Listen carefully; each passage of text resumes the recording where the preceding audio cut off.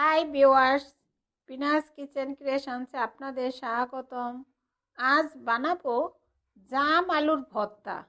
আমরা সাধারণত আলু ভর্তা সবাই খেয়েছি বা সবসময়ই খাই, কিন্তু এই জাম আলুর ভর্তা আমাদের কিন্তু খুব একটা খাওয়াই হয় না, কারণ এই আলুগুলো সচরাচর দেখা যায় না। আর এই আলুর ভর্তাটা খেতে খুবই সুস্বাদু এবং অন্য আলুর ভর্তা থেকে এর স্বাদ একদম আলাদা। চলুন জাম আলুর ভর্তা বানাতে কি কি উপকরণ লাগবে একবার দেখে নিই। প্রথমেই লাগবে জাম আলু। এখানে 250 গ্রাম পরিমাণ জাম আলু রয়েছে। এরপর আলুগুলো ভালোভাবে ধুয়ে নিব।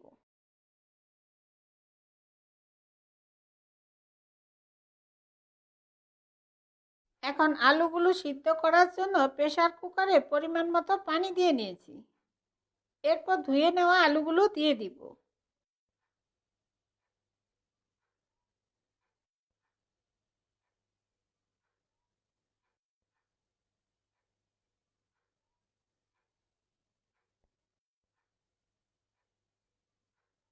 আর পরিমাণ মতো আধা চা চামচ লবণ দিয়ে ভালোভাবে নেড়ে 2টা সিটি আসা পর্যন্ত অপেক্ষা করব।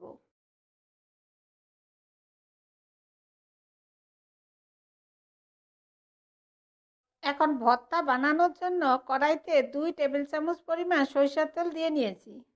আর তেল ভালোভাবে গরম হয়ে গিয়েছে। এরপর দিব 4টা শুকনা মরিচ,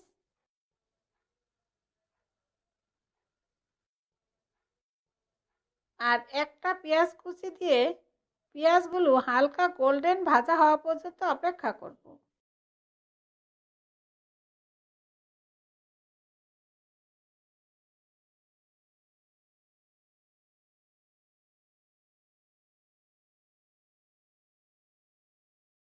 এখন পেঁয়াজ ও মরিচগুলো ভাজা হয়ে গিয়েছে। এরপর সিদ্ধ করা আলুর খোসাগুলো ছিলে নিব। এই আলুর রংটা একটু হালকা বেগুনি। দেখুন, অন্য সব আলুর থেকে দেখতে কিন্তু আলাদা। আর এইভাবেই সব আলুর খোসাগুলো ছিলে দিব।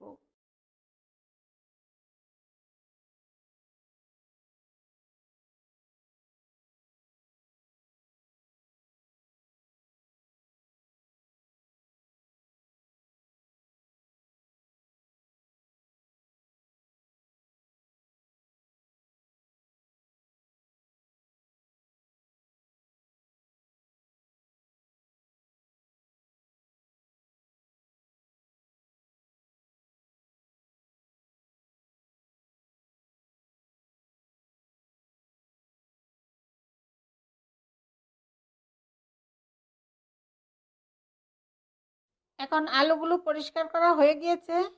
এরপর আলু ভর্তাটা বানাবো। প্রথমেই দিব স্বাদ মতো লবণ, এরপর দিব স্বাদ মতো ঘি,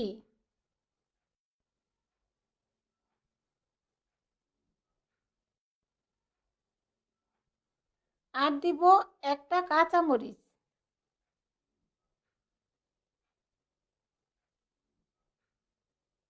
আর শুকনো মরিচ ভাজা, আর পেঁয়াজ ভাজাগুলো দিয়ে ভালোভাবে মেখে নিলেই আলু ভর্তা তৈরি। আর যেহেতু পেঁয়াজগুলো সরিষার তেল দিয়ে ভেজে নিয়েছি, তাই ঘি দিয়ে ভর্তাটা বানালাম আরও স্বাদ বাড়ানোর জন্য।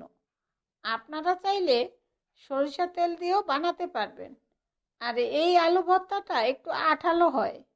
এরপর পরিবেশন করব। আর মরিচ আপনাদের স্বাদ মতো দিবেন।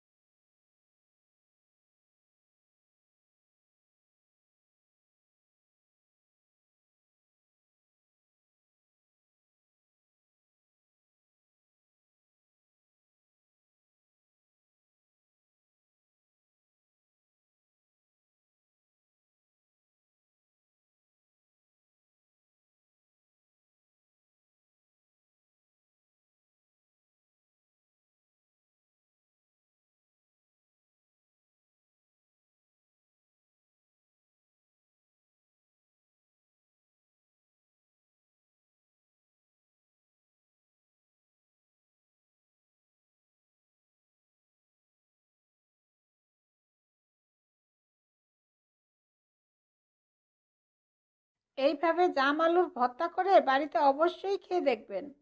আপনাদের সুবিধার্থে সব উপকরণ ও তার পরিমাণ আমি ডিসক্রিপশনে দিয়ে দিব। আর এই রেসিপিটা আপনাদের কেমন লাগলো আমাকে কমেন্টে জানাবেন। আর ভালো লাগলে অবশ্যই একটা লাইক দিবেন। আর নতুন বন্ধু হলে সাবস্ক্রাইব করার জন্য অনুরোধ রইল। আমার ভিডিওগুলো দেখার জন্য আপনাদের সবাইকে অনেক অনেক ধন্যবাদ।